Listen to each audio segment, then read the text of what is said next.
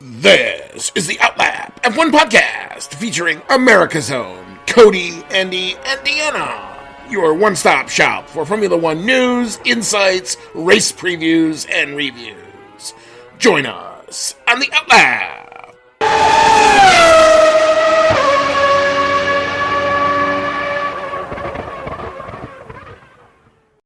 What's up, Outlap F1 Nation?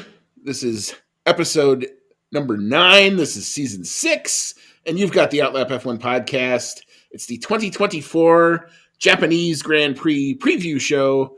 You've got Andy, and I'm joined by my fellow colleague and normal preview host, Cody, tonight. It is good to see you, sir. It's good to see you rocking the Red Bull cap. You're aiming for a bounce back this weekend, I gather? Yep, we had one, and it was kind of nice, but I'm ready for the Red Bull Revenge Tour. Well, that would probably be some smart money, and we'll get into our predictions a little later. We'll see if that jives with all of that.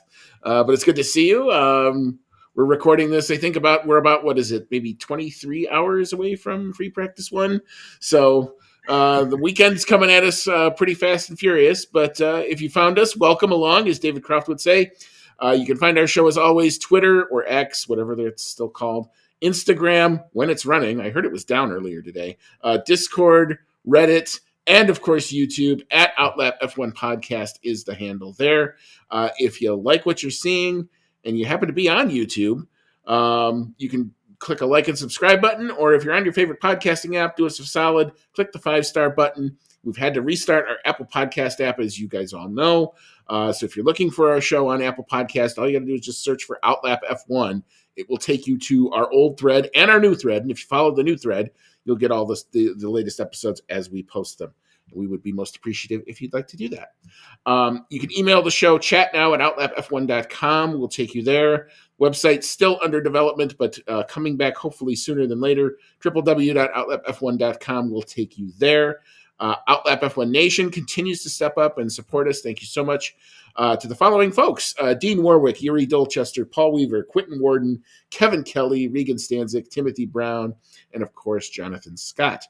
If you'd like to become a member of the hashtag Outlap F1 Nation, do us as you can see our link tree in our show notes.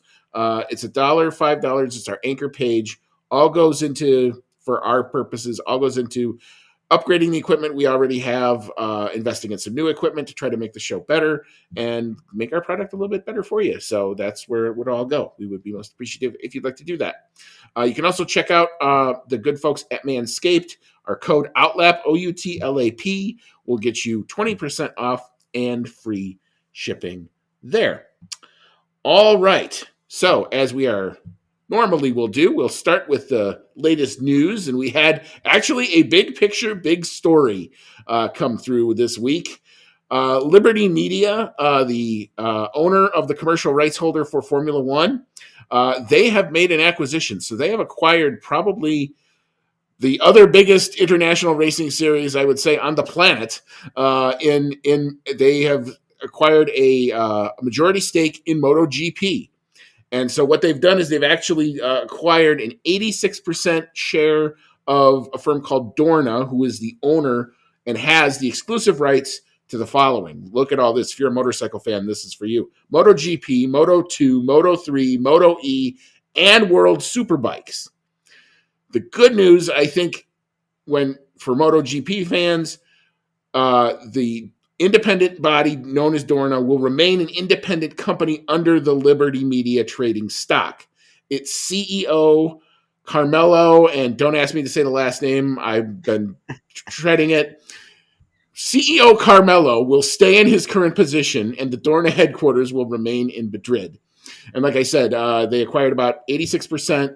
When this deal is set to close later this year, they're going to acquire 86% of Dorna for approximately $4.2 billion with a B, $billion. Woo!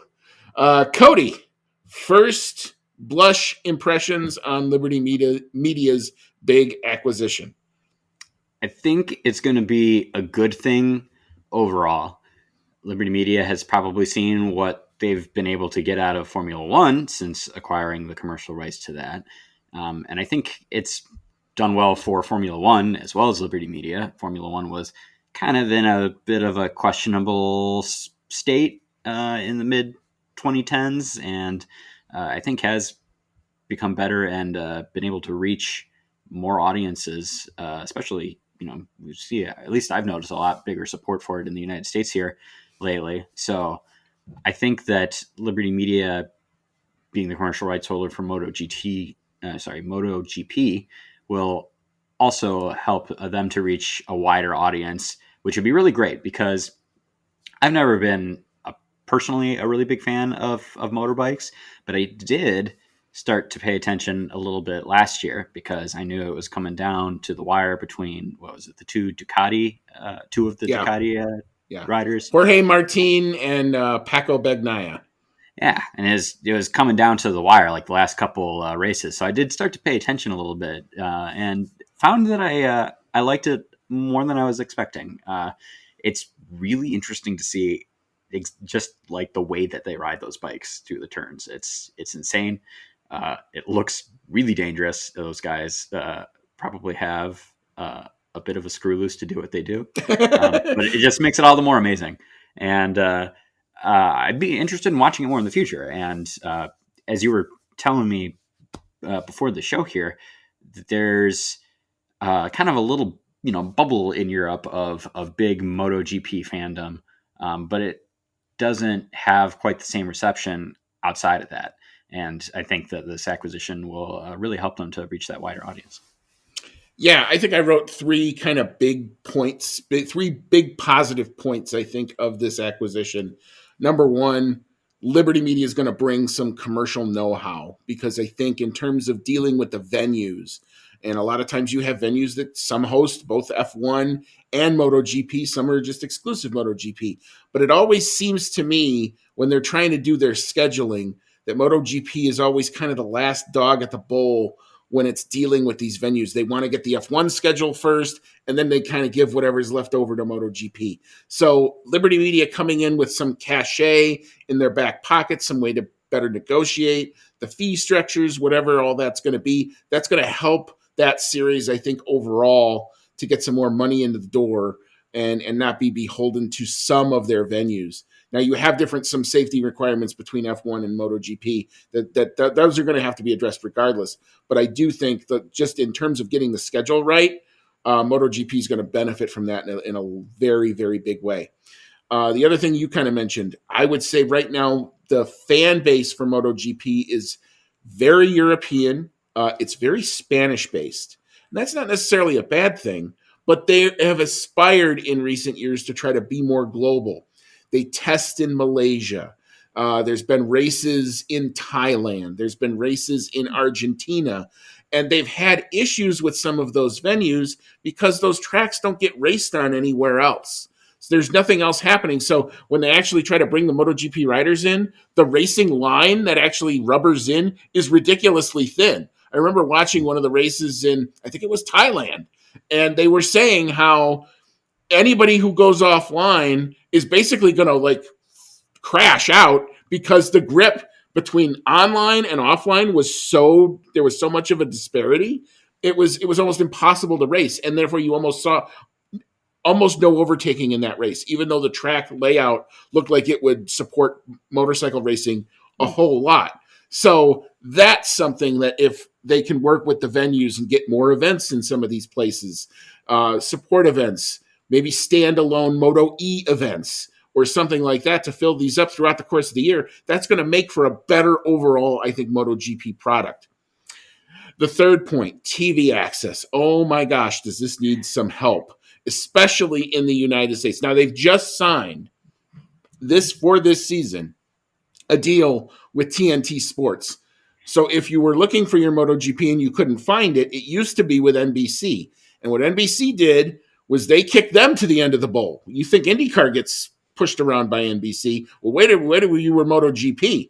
They were tape delayed on a cable network that, a lot of people had CNBC, but you had to go find it, and it wasn't, even the tape delay wasn't necessarily on at the same time every weekend. So unless you were really, really looking out or looking for it, it was very hard to follow in the United States without their premium TV package, which they have an app. It's a nice app. You get a great thing, but guess what? For F1 TV, it's what, like $70 for the whole season? These guys wanted $150 US for, yeah, you get a lot of races. You get Moto 2, Moto 3, all that other good stuff. But that, the same thing like you get for F1 TV, it's almost double the price. So you had to be a really committed fan to really go find this out, to go and see what's great about MotoGP. And there's some really great things about it. I mean, in the last few years, they've developed some aero fins. You've seen kind of the flow down of some F1 technology, not necessarily ground effect or anything like that, but you've seen aero and how the tires work. And, you've got teams rising and teams falling. And there's things that MotoGP, I think, will in turn hopefully be able to teach Liberty Media and by its nature, Formula One. One of the things that MotoGP really does really good, well, guess what? If you're a struggling manufacturer, they give you more testing time. They give you an opportunity to develop your bike in the middle of the season. I mean, Honda, which was a championship-winning bike for a lot of years with Marc Marquez, has struggled mightily in the last couple years, in the last couple evolutions of their formula.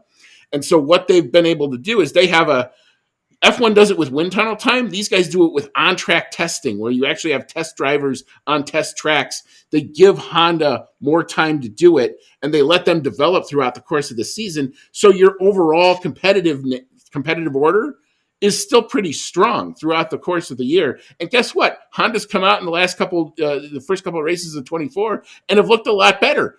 They've almost pulled what McLaren did last year, where they were dog crap at the beginning, and now they're not so bad. So, I mean, but you've had that in mid-season, which you almost never see. You almost never see that in Formula One. So there's a lot of things that I think they're going to be able to learn from each other. I'm very happy that the current leadership at Dorna is going to kind of stay where it is, at least for the initial part of this. It's going to be interesting to see who they move into those roles, if those change at all. But yeah, I think this is a good thing for both.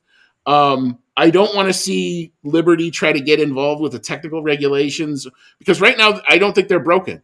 MotoGP has some really good racing, but they need more teams. They need more recognizable faces out there. They got to let some new fans in beyond, the under the helmet kind of bit.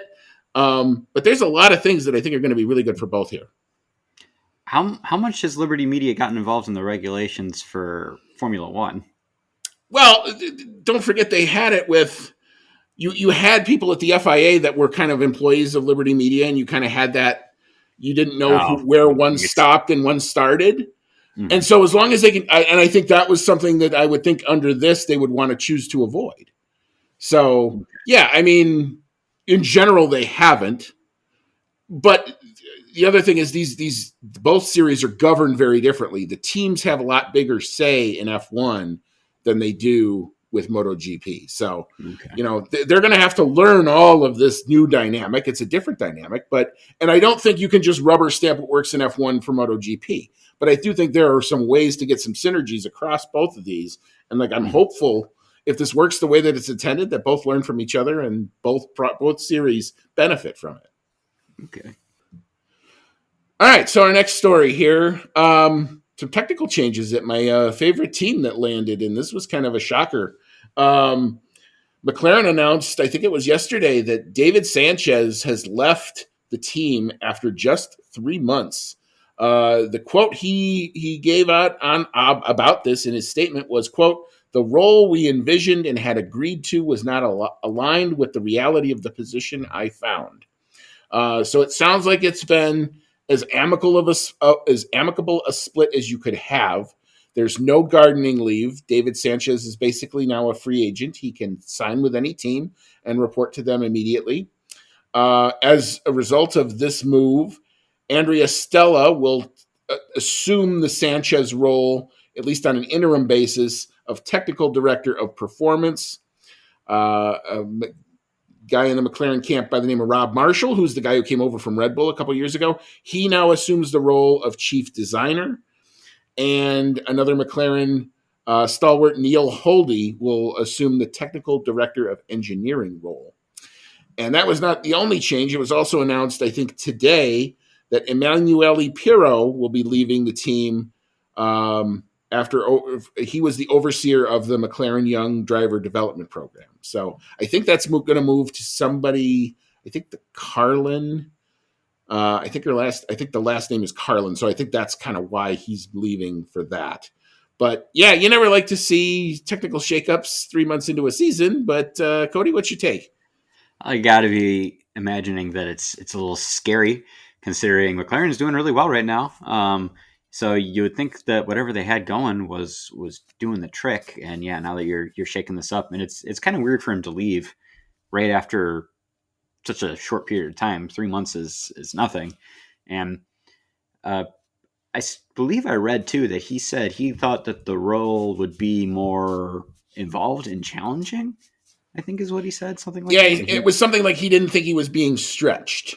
Yeah, he didn't think he was getting quite as much like into it as he was hoping for, which I thought was kind of interesting too. Like, what would they do? Like, put him in like a figurehead or just like full on like supervisory role or something there. But yeah, a little weird to leave right away. McLaren is kind of known for doing weird like management structures and stuff like that too. So who knows what they got cooking back there? But it definitely doesn't look good for him to leave that quickly. But like you said, amicable split. Maybe it's not so much of that it was bad. It just wasn't what he thought the role was going to be, and he's venturing out to see if he can find that role somewhere else.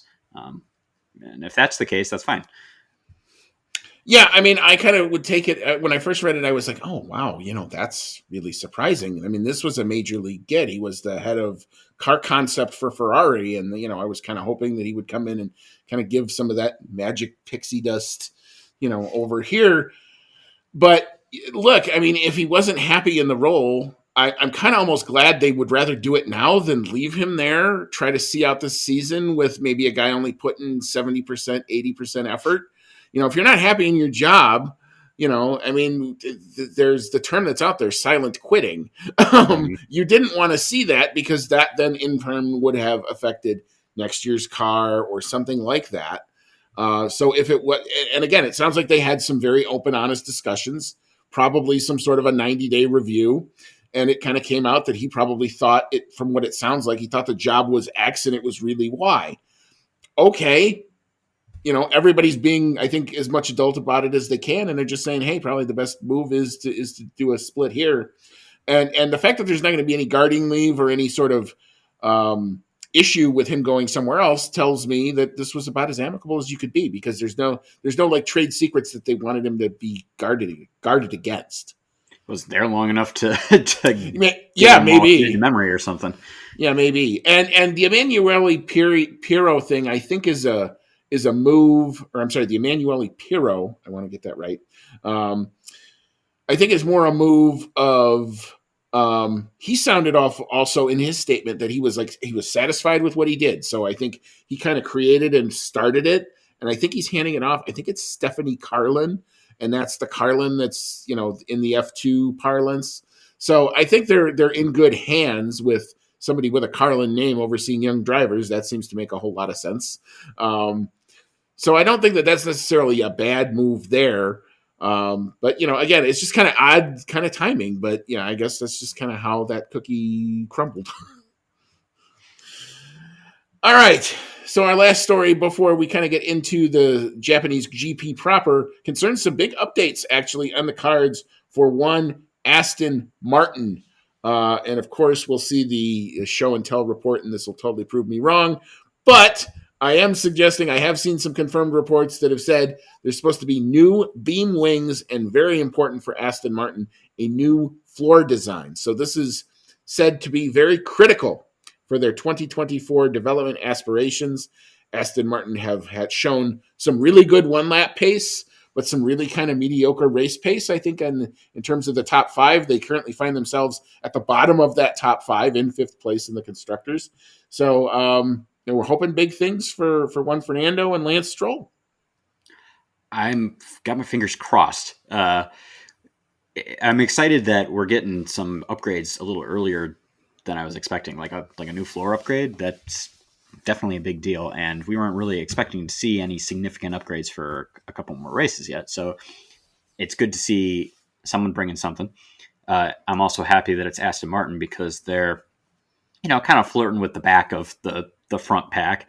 And it was so exciting last year when Aston Martin was like, best other than Red Bull there for a bunch of races, and you're seeing Fernando Alonso on the podium all the time, and it was really cool and exciting. So I would love for them to make big steps here. The problem is they tried to make big steps like this in the season last year, and it went so poorly that they ended up reverting back to the older spec of car. So I'm really hoping that in the off season here they've figured out some things with testing and the development program a little better, that they're more confident their upgrades that they're bringing are going to actually be significant improvements this time around. Because if the car gets worse and they just revert back to the old car, it's going to feel like that same song and dance where they start off well and then they can't put it together throughout the season to keep up with that development race, which we know is really important, especially when the competition starts to get tough. And they're right there, I think maybe on pace, maybe slightly better than Mercedes sometimes, but it's close between them right now, and they definitely want to make that step up to start competing with Ferrari and McLaren. Yeah, definitely. And I think it's been moved up, which is, it's important in that you have to remember kind of the schedule is not favorable to the next two rounds, because the next two rounds after this one are sprint weekends. And so you don't necessarily want to bring a huge development package to a track that you literally only have 60 minutes to try to optimize the setup on, when you're not sure necessarily, even if what you thought you had in the wind tunnel is going to sort of work in the races. So it's important to try to get that done here. This is a track that has a lot of good kind of corners. It's very high speed, but if that's where you're lacking, it's a way to try to see if you can kind of get back in the game a little bit here. So I'm excited to see what's gonna happen. Usually, like in all things Formula One, once one does it, everybody else reacts to it, and hopefully that will mean some other places can get their upgrades moved on a little bit quicker. So yeah, interesting to see. We're only 4 rounds in, and the development race is pretty much already started, and we're not even done with the initial flyaways yet. So that bodes well, I think, overall to what the championship could be if we get some other contenders moving up the chain a little bit. So I hope it works out for them. One last story before we head on in. I did get confirmation on this. For all you Williams fans out there, they will be running 2 chassis this weekend. I actually saw Logan Sargent's chassis. They put out a tweet about it just an hour or so ago.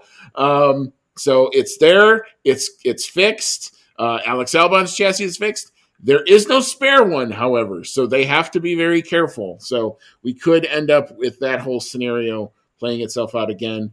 But everybody knows that, and that is just it's a known thing. So good luck to both of the Williams drivers this weekend.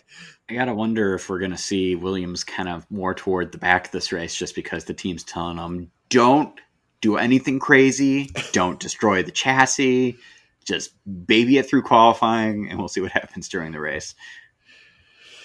Yeah, but they can't afford to. That's the other thing, though. If you the second you do that, you've pretty much lost. So I don't think they're there to be there. If you've only got one car in the race, you've lost half anyway. Yeah. I mean, it's a painful conundrum to be in. I don't envy James Vowles for having to make those decisions. I think they'll know that, and I don't think they'll try to. I don't think they'll be trying to send it in practice. I think I would much rather, if I was just James Vowles, I would say, well, if you crash the car and we can't race it because you did something dumb in practice, that would annoy me quite a bit. If you did it in qualifying because you were trying to eke out lap time and you thought maybe your delta was right on the cusp of maybe going from Q3 to Q2 or Q1 to Q2 or Q2 to Q3, I would almost call that worth it. That's a go for it type of attitude. I could see that. But yeah, it's still a house of pain that they still have to work themselves out of. Do have a quick question for you. If say Albon is the one that bins it again and destroys the car, do you think for the second race in a row they give Logan's car to Albon, or do they keep with Logan this time? God, I don't know. I can't imagine that they'd want to destroy him any more than they already have. If it was Albon that binned it, it'd be a really hard decision. I wouldn't. I would say that you got your one pass and that was it. Williams, I think, saw an opportunity to try to score points. They came home in P11. This is not a track that I would venture to say probably suits them anyway. There's no long straight here. There's nothing. Even if you're trying to redo your whole car concept, I don't know what Williams's car does really well yet. I haven't seen that, shake out. So it would depend, what the characteristics of the car and who I thought could get more lap time or more performance out of it. I don't think after doing what they did to Logan Sargent last time out, I doubt they would want to try to do that again. Yeah, I'm in agreement with you. I think at this point they'd have to say, look, we gave you his car last race. You destroyed the car again. Like, we got to let him have a go at it this time, or else he's going to have no confidence left. Yeah. And it's an important weekend for Sargent. He's got to go in and got to put all that behind him. That's a very hard thing to ask anybody to do, much less a guy with not a whole lot of experience yet at the F1 level. So, yeah, interesting things that we're going to be watching for all throughout all the course of the weekend. So it's not always just the race in the front. Sometimes the race at the back is just as dramatic. So we will tell you when and where to watch your F1 on the other side of a quick break. We will get into our Japanese GP track facts. We'll talk about what we think is going to happen. We'll preview the weather. And we've got a whole bunch left to get into. So come on back and we'll hop into it. You are listening to the Outlap F1 podcast, and we'll be right back after this quick pit stop.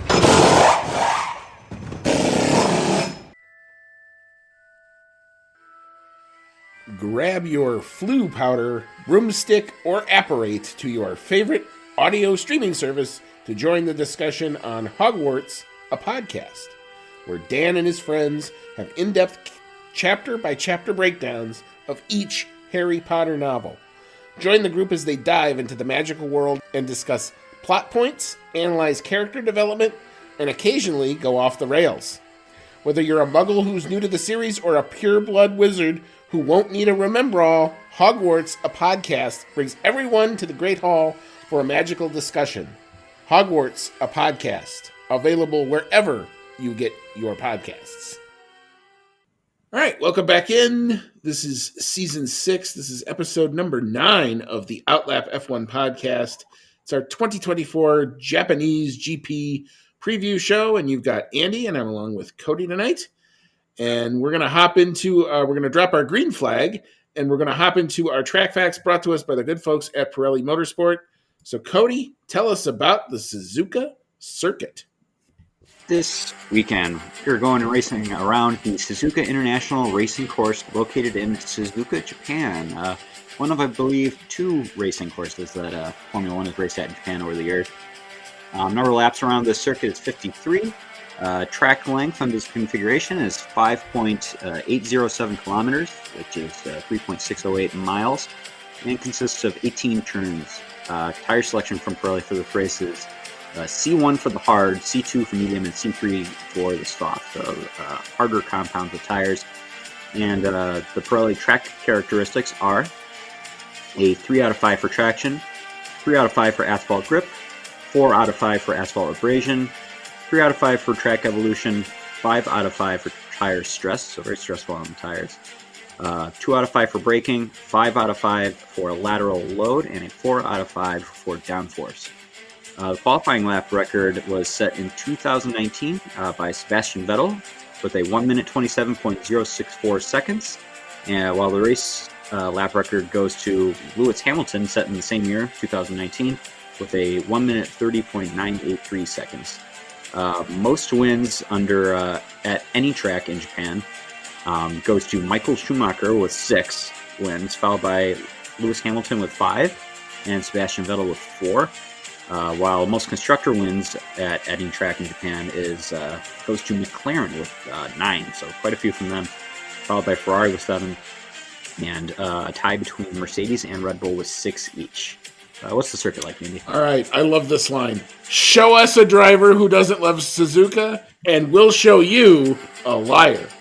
The high-speed track remains one of the ultimate driving challenges, with the snaking S-curves, the 2 commitment-rewarding Degners, and the white-knuckle ride of 130R, all highlight in a series of highlights at one of F1's most seminal tracks. And hey, it's got a crossover.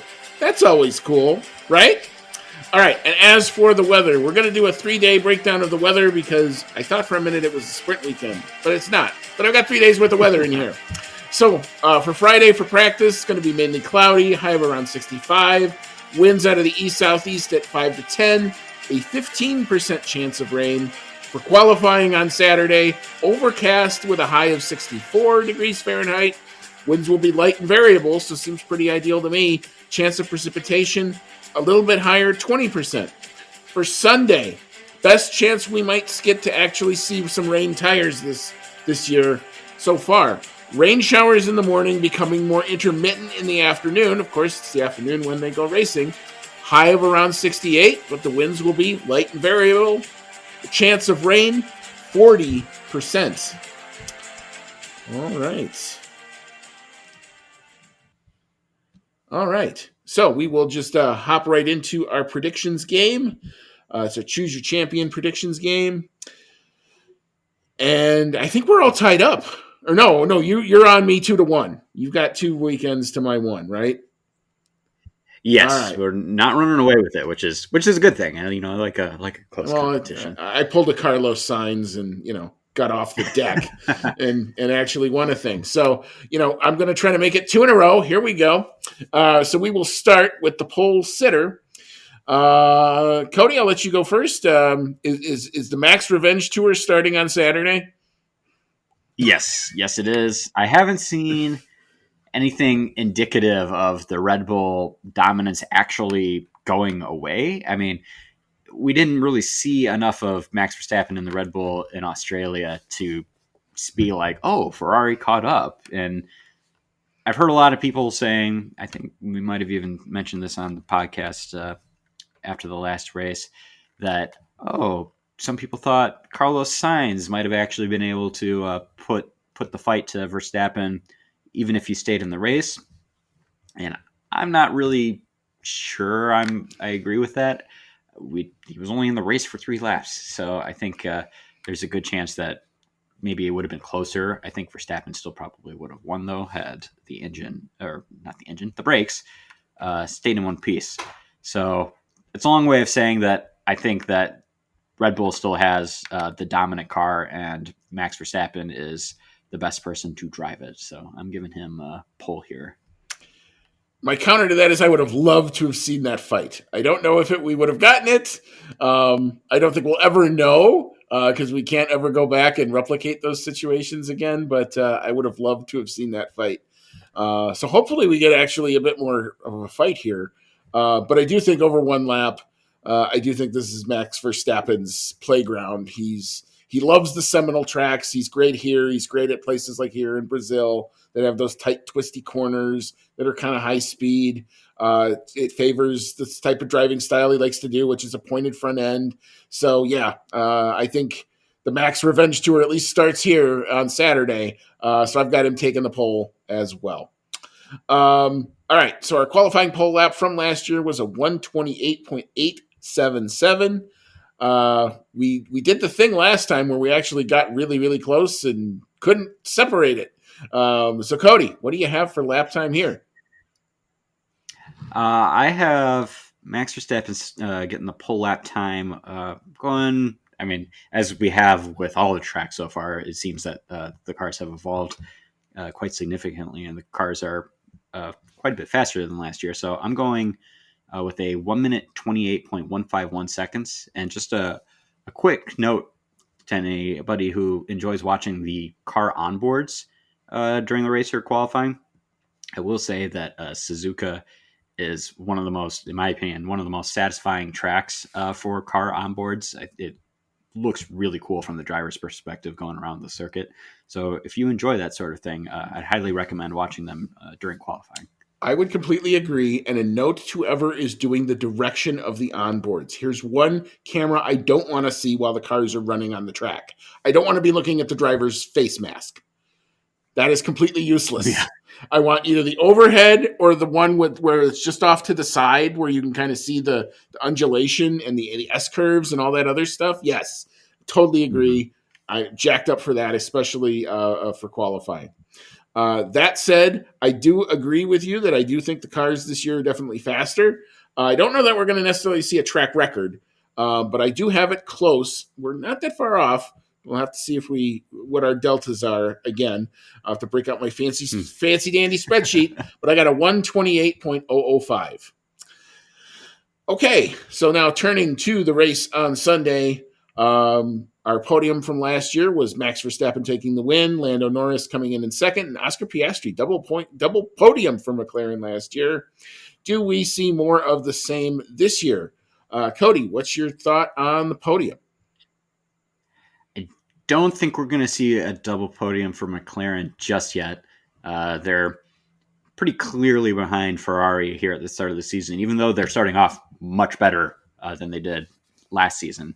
They've got some gap to fill in there. Maybe if Japan was closer to the end of the season, like it was last year, maybe we would see that double McLaren podium. But I've actually got the double podium going to Ferrari this time, and I'm probably going to be cursing myself on Sunday because every time Sainz has a really good performance, I'm like, man, he's really good, and then it comes to the podium, and I'm like, no, surely Leclerc is going to get the higher position, and then I end up being wrong. But I'm going to attempt that. I've got Verstappen winning the race, of course, and then I've got Charles Leclerc coming in P2 and Carlos Sainz coming in P3. Okay, so this is where whenever I have Carlos Sainz doing well in the race, it's usually a bellwether for something bad happens to that guy. So I'm really hoping that this time we're gonna buck that trend. I do have Max Verstappen coming in P1.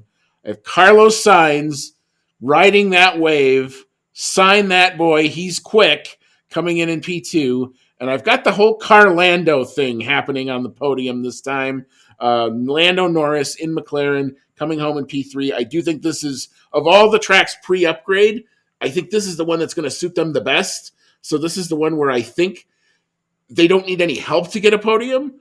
That said, I'm hoping that that's where it comes in. Also because it's very difficult to overtake here, and I think it's going to come down to qualifying, and I think that's where Lando might be able to be a little bit special here because he loves this track as well. All right, so now we'll look at the fastest lap and the driver who's going to do that fastest lap. Last year's fastest lap time was a 134.183, and that was set by one Max Verstappen. So I'll go first on this one, and I do think we'll see a Max Verstappen fastest lap. It'll probably happen on the last pit stop, right when he's on that hard tire on the third or fourth lap on that stint, and then he'll shut it down. And I do think it'll be faster than last year. I've got a 133.287. Cody, what's your thought? I have the fastest lap even a little bit faster than that. I've got it as a 1 minute 32.963. So I do think we're going to break into the 1 minute 32 for the fastest lap. And I've actually got it being set by Charles Leclerc. I think he set the fastest lap in Australia. And I think we might see that again where Verstappen's kind of, hopefully not pulling too far off into the distance, but Leclerc decides he's going to try to nip that extra point by going for the fastest lap right at the end. And that could be, at least as of this point, it's a relevant point because the drivers is actually only 4 points. So, hey, go get them. So, we'll have to see kind of how that all plays out because this is now suddenly an important thing to try to go get. All right, so moving on to our bonus picks, we've selected P9, P10, and P11. So the back end of the points, this is always, I think, where there's a whole lot of fun. There's usually a lot of drama. All right, so what do we have happening here? Cody, I'll let you go first. I am a little sad to say I've actually got Lewis Hamilton coming in P9. He has not had a great start to the season.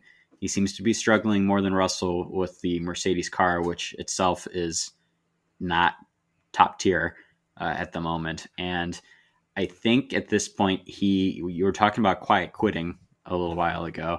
I think no matter how much he says he's not going to do that, and he's 100% a Mercedes driver through this season, I think we might start to see, subconsciously that start to happen a little bit because, if he feels like he's not got the car to perform well, I think he's going to, probably not. I don't think he's going to stack up to Russell this season because he's, thinking of the future, no matter how much he says he's not.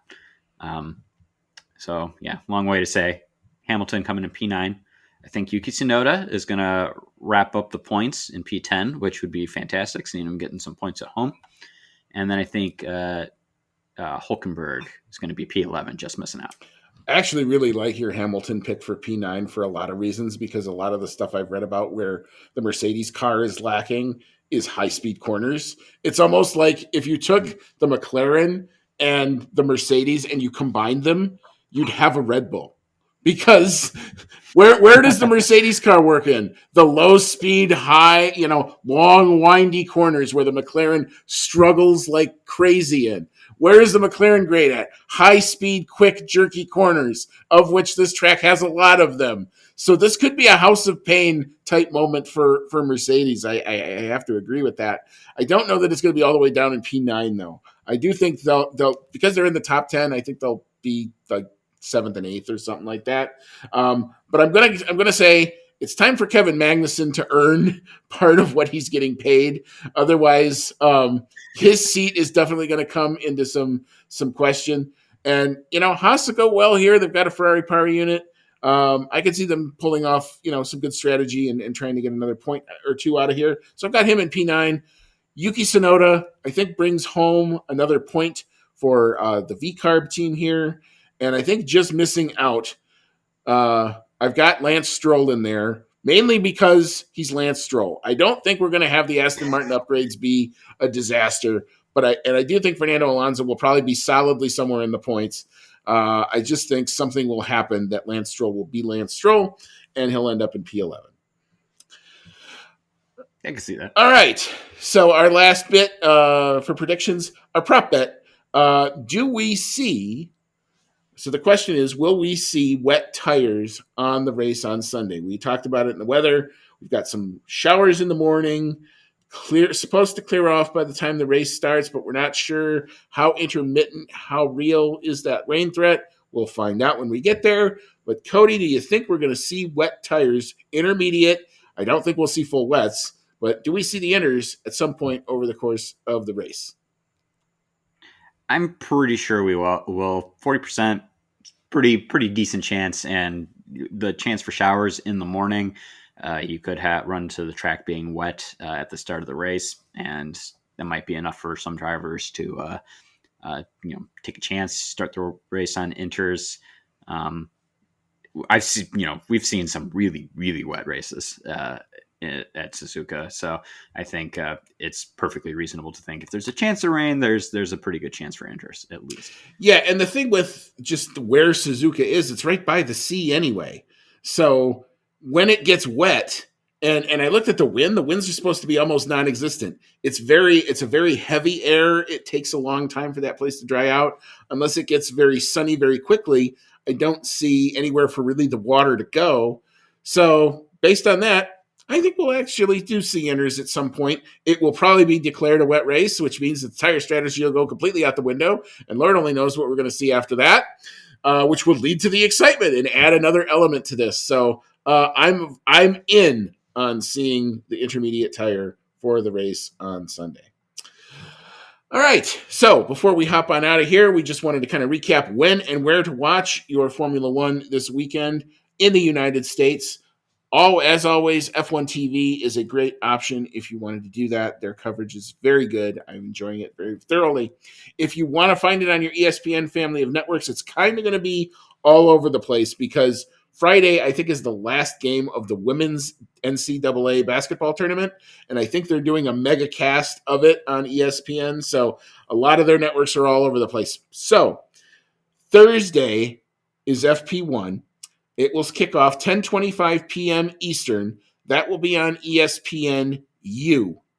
FP2 is 1:55 a.m. Eastern. That'll be on traditionally ESPN2. Friday, FP3 kicks off 10:25 p.m. Eastern. That's on ESPN News. Qualifying just on Saturday starts 12:55 a.m. Eastern on ESPN2. And for your pre-race and race coverage on Saturday/Sunday, your pre-race will start at 12 a.m. Eastern on ESPN2. That will then switch to ESPN right before the lights go out at 12:55 a.m. Eastern. And of course, the race you will be able to find 12:55 a.m. Eastern on ESPN. So this will actually have a race on a Sunday, but Sunday just in this country. Some of us will still have it on a Saturday night. But all right, I guess that's kind of the end of our rundown. Cody, any final thoughts as we gear up for the weekend? Oh, just remembering how late the qualifying and the race are going to be on. And I've always kind of had a little bit of a trouble deciding whether I prefer getting up really early for the races or whether I prefer staying up really late for the races. I think at this point, it's kind of like getting up early. It's almost kind of like waking up on Christmas morning. You wake up and you're like, ooh, there's Formula One. I don't know. I mean, what I did for Australia, I didn't have to do a power nap. It just kind of happened that I was just wide awake for that anyway. So I'll try to do that as best as I can. So stay tuned to us throughout the course of the weekend on all our social media channels. If any big news develops over the course of the weekend, we will do our best to break it for you. But we'll be back more than likely Sunday evening, I would imagine, to do the review. Got to see who's all going to be on it. Deanna has an open seat if she can make it happen, but we'll have to see about that. So, we'll get our review out as soon as we can. But until then, enjoy the Japanese Grand Prix weekend. It's a great track. If you've never seen it before, make an appointment to watch, especially the qualifying. If you don't watch anything else, watch the qualifying, watch the race. It's good entertainment, and we'll see you on Sunday. So again, may all your laps be fast.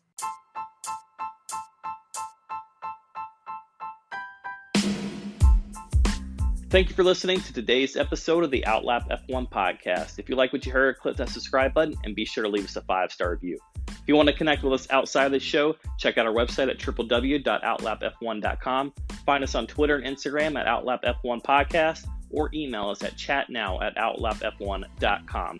As always, thank you so much for your support, and we'll see you on the next one.